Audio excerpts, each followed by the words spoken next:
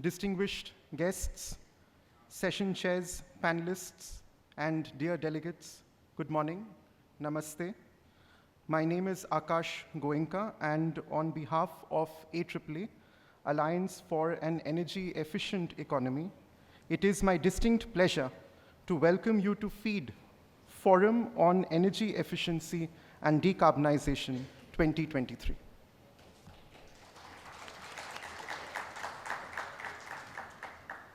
Ladies and gentlemen, light and brightness has always been equated with positivity and motivation.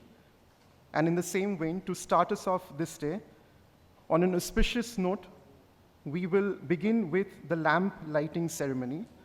And to do the honors, may I please invite on the stage Mr. Chirag Baijal, Dr. Ajay Mathur, Mr. Rajat Gupta, Dr. Satish Kumar, and Dr. Bhaskar Natarajan.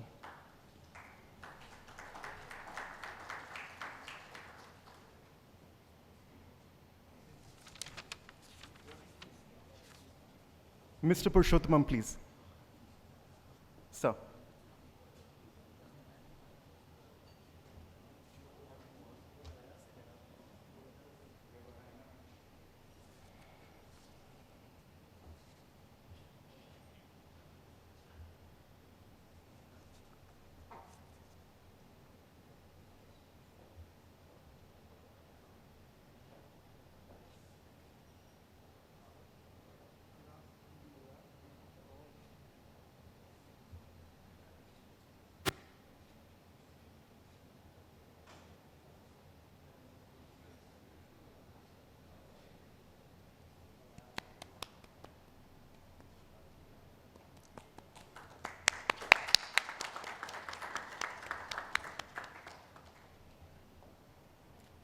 The stakes against intensifying climate shocks and multiple global crises are high.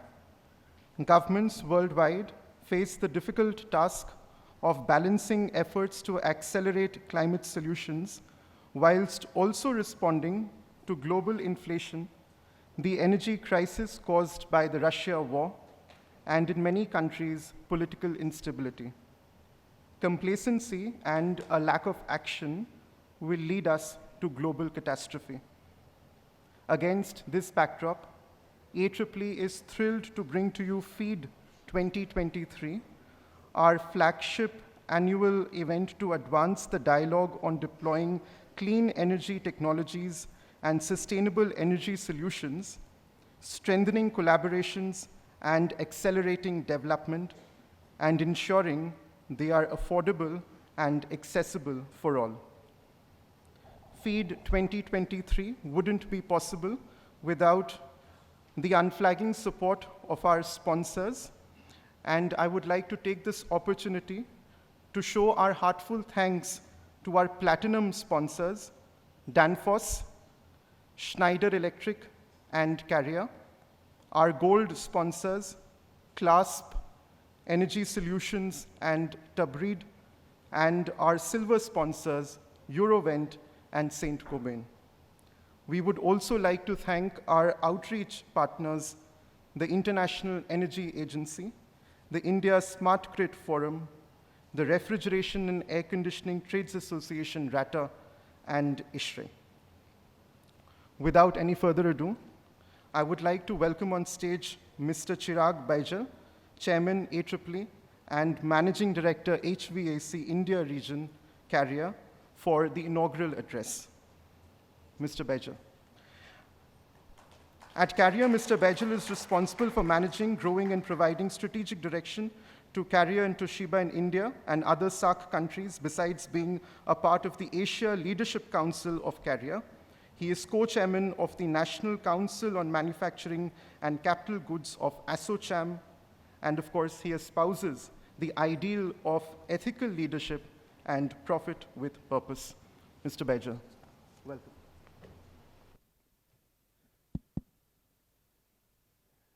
Thank you, Akash. Good morning, everyone. Well, I know I've heard a few whispers and chatters here and there. It's a very important couple of days, but let me tell you what I've heard. People in the room have energized eyes, but not just because of feed, but because people have been high on the budget since yesterday. And for different reasons. And we'll get to talk a little bit more about that, but I thought it's, as people trickle in and we have more audience, I genuinely think each one is here for a reason, and your reasons are credible, relevant, valid for each one of you who are here. I truly welcome you all and appreciate your time investment in doing this. It means a lot because this number has grown over the period of time of the audience that we have had. The dialogue on the topic on decarbonization is galvanizing. We as AEEE, and I'm extremely proud, by the way, of the talented AEEE Secretariat and the team that we have, many of whom I've met again today morning, and it's always a pleasure to meet them. As we deliberate on the next 1.5, 2 days on the topics that we have chosen, which have been curated to look at what is the next engagement that will help our society, community, companies, country as an economy overall in being able to further our agenda, not just because India is a signatory and a commitment done at an international level, but also because it impacts our future. Simply speak, to all of us and our children, it does impact us. Whether we know it or we don't, or whether we can measure it or not, it does impact us. So what I'll do is I'll take 10 minutes and just share a few perspectives actually and set the context hopefully in doing that.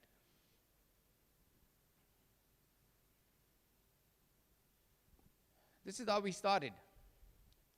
So what we did last year, we had about 1,500 people who registered, and we were looking at this as a culmination of private industry coming together with the not-for-profits and also helping us further the dialogue with the government agencies.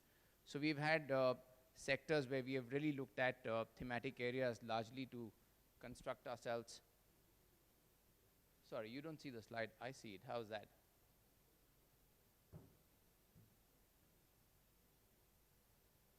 Perfect. Thank you. So we've had a multitude of speakers, but the thematic areas that we focused on largely were around the decarbonization of sectors ranging from power, cooling, transportation, and energy systems. And this is exactly where we were able to figure out amongst 80 plus speakers in 15 sessions what transpired in last year is somewhere around something which is not very surprising to us. We did come across the bottleneck about financing, and this has been a conversation which is not new. We know that there is enough money that might be getting wasted or is getting wasted in the value chain, but we are not really sure how do we begin by financing it. Some steps have been taken in that direction. We'll probably get to talk about that in a bit. But if you really see the number of people who are, and let's say I belong to one of the multinational companies, so we may have technology, but the number of people who are interested and in the entire value chain from a private enterprise is still less than what we otherwise would want them to be. That's something that is clearly visible. We also really are talking with the government from an AEEE perspective about the national energy policy, because we must look at this at a canvas of an economy as a whole. And the reason I say that, it merits that mention, and by the way, I love this, one of the founders of AEEE, Padu Padmanabhan, he coined this, and it really resonates with me ever since I read that book that he wrote on the same subject called First Fuel. The first fuel for a developing economy, more importantly, I'm not saying just for developing economy, but first fuel, energy efficiency must be looked at as that. And I'll share a few statistics with you on why it is equally important for even a developed economy to look at it from that point of view. AEEE has launched a call for action amongst the private enterprise. AEEE is really looking at targeting 100 gigawatt of non-fossil, 500 gigawatt target through energy efficiency by 2030. And the way that we have started engaging with the three triple sector approach, and I'll get to talk about that just in a bit, is we want to engage more because we realize that even if it's a smaller gathering, but this dialogue must continue to engage. So one of the takeaways for AEEE team last year when we did this was we are not really communicating the urgency and importance of this topic enough. IEA has come out with statistics, and I know some data points on the slide may be a little small for people to read from a distance, but I'll tell you what it is about. IEA is really looking at suggesting a pathway of getting to a net zero for the world by 2050. But then this is one of the pathways. This is not the pathway. And the reason that at AEEE we believe this is not the pathway is because what this is talking about is where the energy intensity is the highest today. So all the colors that you see on the chart essentially represent either transportation, or they represent the building sector, or they represent the sectors around electricity, industry, etc. So we are really looking at interventions in all these sectors at the core. And mind you, not that that's not important. That's extremely important. So for example, renewables. When we look at energy generation moving from a fossil to renewable, it's important. What we are saying at AEEE is that we got to supplement this. We got to supplement this with energy efficiency. And that's the reason the importance of sessions like this, because if we do not pick that responsibility and talk along with what we are doing, look at it from another perspective. I think all of you, I'm going to take that, I'm hazarding a risk. This is an assumption that all of you know about what's happening in Europe on moving from fossil to electrification. So not just the impact of war, but when you have the heating, for instance, in Europe move away from fossil, and we were just talking about with a few colleagues here, how do you think the electrification will become sustainable if we do not focus on energy efficiency for that matter? We may be able to shift a lot in reducing the GHGs when we actually transition, but after transitioning, one has to sustain it for the foreseeable future because that's going to last for generations. So that's just one example that I want to share. 2023. The focus that we will see in the next few days is really going to be in the thematic areas and related with what we have already seen. And what I would really request all of us who will participate in this is the imagination, creativity, initiative, and the disruption that we can bring in doing this in any of the thematic areas. Please don't restrict yourself in the suggestions that you may have. And the reason I say that is because this can only be successful if we are able to pick up outcomes that we can take beyond tomorrow.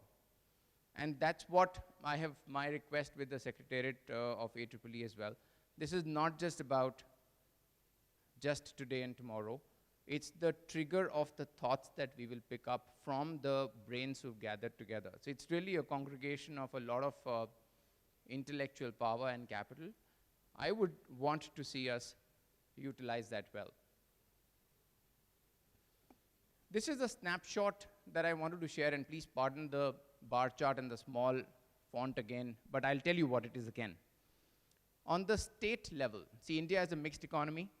India is a nation which has a unique constitution that also empowers states and has the states equally important to bring into the dialogue of energy efficiency. So what this chart talks about is two things. One, at an India level, we have gone ahead and enhanced as a nation the commitment we have made of reducing our emissions. And we have done this because we've done very good work on renewable in many ways, for example. Now, if we have done this at one level, we've also, from an AEEE perspective, what we did is we looked at State Energy Efficiency Index, which is one of the research papers that AEEE started in 2018. And some of the states are really standing out the way that they have taken the initiative of reducing their overall, the total energy consumption that the states do. In this chart, it's Karnataka, it's Andhra, and Assam, which are standing out. The reason of sharing that with you is because it's not just the central government. All of us in our own ways must engage and must make sure that we find a way to spark that thought even with every state government. Now, what you will see, they are grouped in group 1, 2, 3, or different groups for a reason, because of the size, because of the industrialization that each of the states has had. What we want is not just the states with higher GDP or a higher rate of growth of GDP, but every one of them actually coming on board in doing this. This is another area of our conversation to engage with the states as we move along. This is a little bit of more flavor for you all to understand, because, and I had requested AEEE to share this slide for my opening remark, because over the period of years, as I have gathered my experience, I realized that central government has adequate and more responsibility, but I think India's future is equally tied to what we do at the state level. And which is why I would like for AEEE, which is the latest State Energy Efficiency Index, which is in progress. We are going to complete that and come back to you hopefully in a few months from now. But that is the one that we want your support to take to whichever different levels we need to take to, and have conversations in each one of the states that you either may belong to or you have any connection with.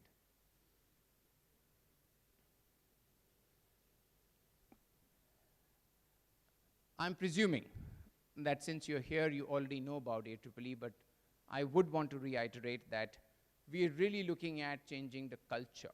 The impact is to be able to have an economy that is looking at responsible use of energy, a cleaner transition to energy, and then sustaining this through a culture that AEEE can help set in the country today.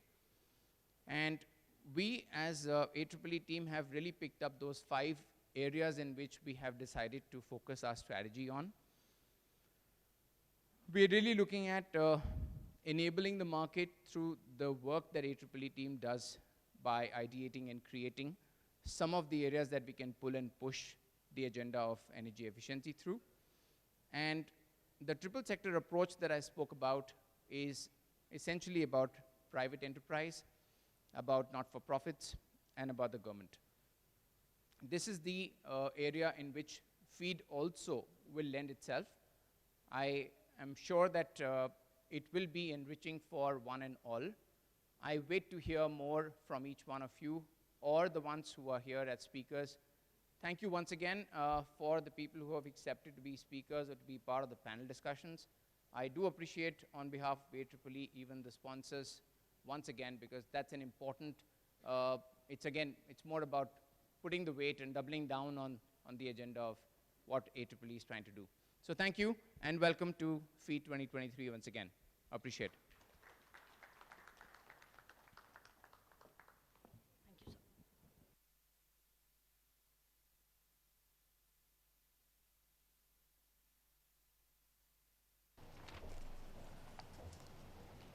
Thank you, Mr. Baijal, for setting the scene so eloquently for FEED 2023 and elucidating the inevitability of energy efficiency in our future decarbonization pathways.